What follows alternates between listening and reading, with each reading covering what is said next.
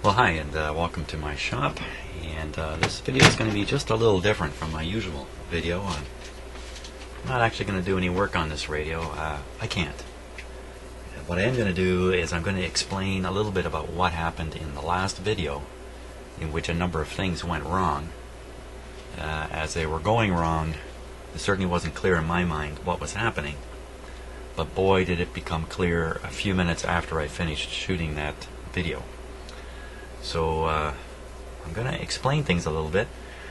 I think it makes sense, when things go wrong in any situation at all, that when you get a chance to stop and think about what exactly went wrong, why it went wrong, what could have been done differently, all that kind of stuff.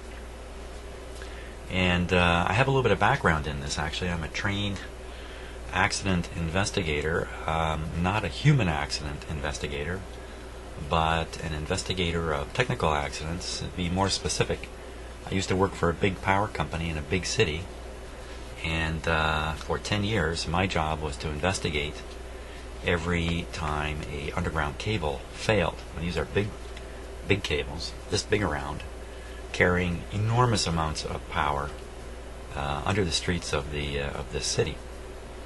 There's almost 2,000 kilometers of this cable that I was responsible for investigating. We're having failures every couple of days, so I saw lots of blowed up stuff, and I received some really excellent training on accident investigation.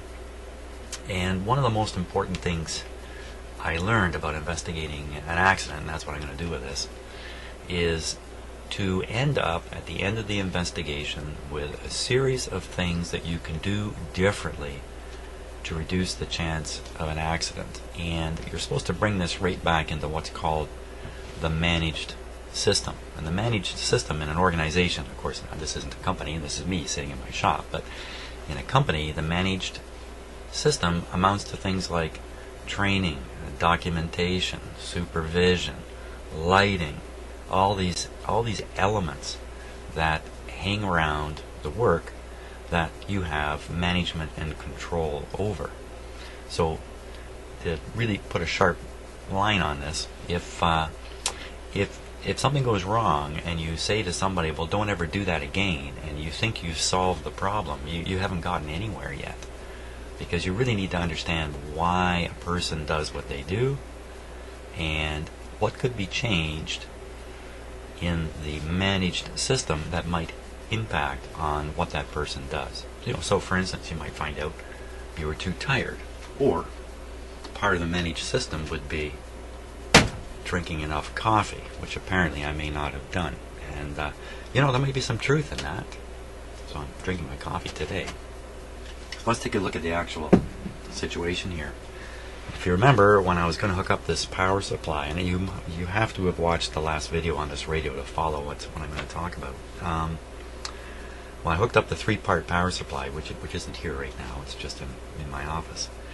And I took this radio out of the cabinet. This wire popped out. And this is a wire I installed last time I was working on this radio a couple months ago. And I thought, well, there's a very convenient place to connect the B+. I had put this wire in so I could connect B+ to these ends. Literally within minutes of blowing everything up in the last video, I realized my mistake, and it was just about heartbreaking. In fact, this is not the B+ lead, this is the filament lead. So this was supposed to have 1.5 volts put on it just to heat these tubes up, and I connected up 85 volts to these leads. Now what happened next? I haven't gone through the videos to watch, I'm just going by memory. You might actually have a better realization of exactly what happened, but I put the 85 volts on here, and I noticed that the voltage was only 23 coming out of the power supply. And the heaters in these tubes were hanging on for dear life at that point. Shortly after that, I'm sure I burned out the filaments in these tubes. All of them. There's 5 of them in this radio. They're all somewhat rare tubes. They're all in parallel. 85 volts on a 1.5 volt filament is not going to take long. I burned all these tubes out. Isn't that a sad thing? But not only that, because I put 85 volts on here, burned out these tubes, I subsequently took a reading of the resistance here, expecting this to be the B plus circuit, and the resistance should be, well, it should be almost open circuit, and it was. So that just reassured me even more that this was the B plus line. So then when I hooked up the low voltage, just towards the end of the last video, the 1.5 volt connectors, 1.5 volt supply to these, this is the 1.5 volt battery terminals, the real battery terminals. These terminals had the 85 volts on them. So I wasn't so much putting 85 volts, or sorry, 1.5 volts into this battery connection. I was actually feeding 85 volts out into the 1.5 volt supply. And if you remember the gigantic spark when I touched it, which when I did that, I looked at that spark, I just couldn't think straight. Boy, it screamed in my head, whoa, where did that come from? But I guess I just wasn't thinking with my brain hard enough, and I went ahead and just moved the clip lead to the other connector. Another big whack and spark. That's because I was discharging the filter capacitors controlling the 85 volts, blowing up that little circuit. So the end result is I blew up the power supply circuit, and I blew up all the tubes in this radio. I've never had such a bad occurrence. I really haven't had many bad occurrences at all, and I've done hundreds of radios here in my shop in the last few years. I was doing radios before I started videoing, so literally hundreds of radios have gone through here. This is the first one that I've really blown up bad, so I feel terrible about it. I jumped on the internet and jumped on eBay, and I can get all these tubes without breaking the bank, so it's not the end of the world, but it's a terrible embarrassment for me. So how did all this happen? Well, it kind of started out with me picking up this wire here and immediately assuming that immediately remembering that this was the B plus. I didn't take the time to really verify it. I didn't do anything, in fact, to check my thinking. I just went ahead.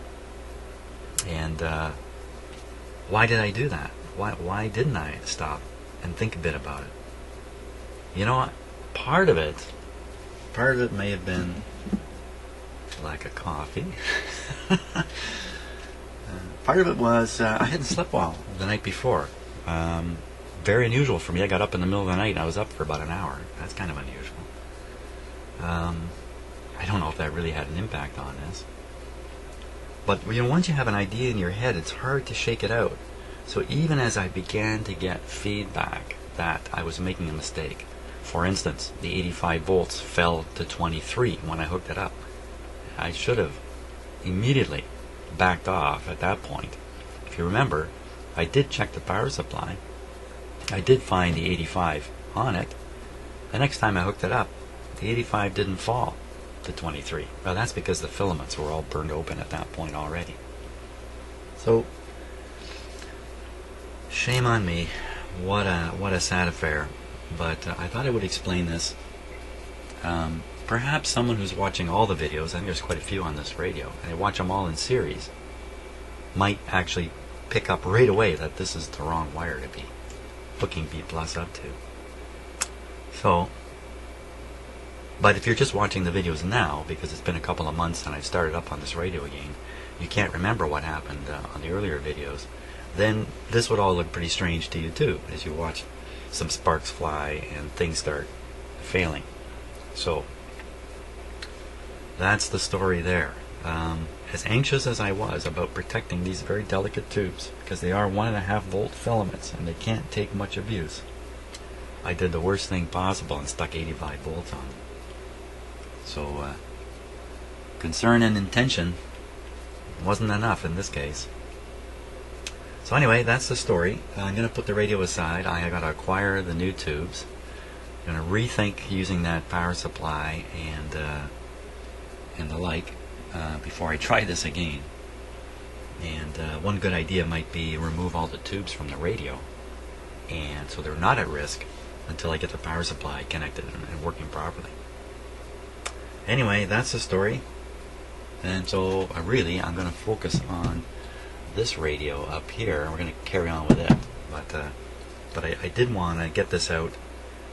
So those of you who are watching these videos and have become curious about what happened to this thing won't spend too much time dreaming up scenarios that just aren't really the case. It just boils down to me not realizing what this wire was really connected to.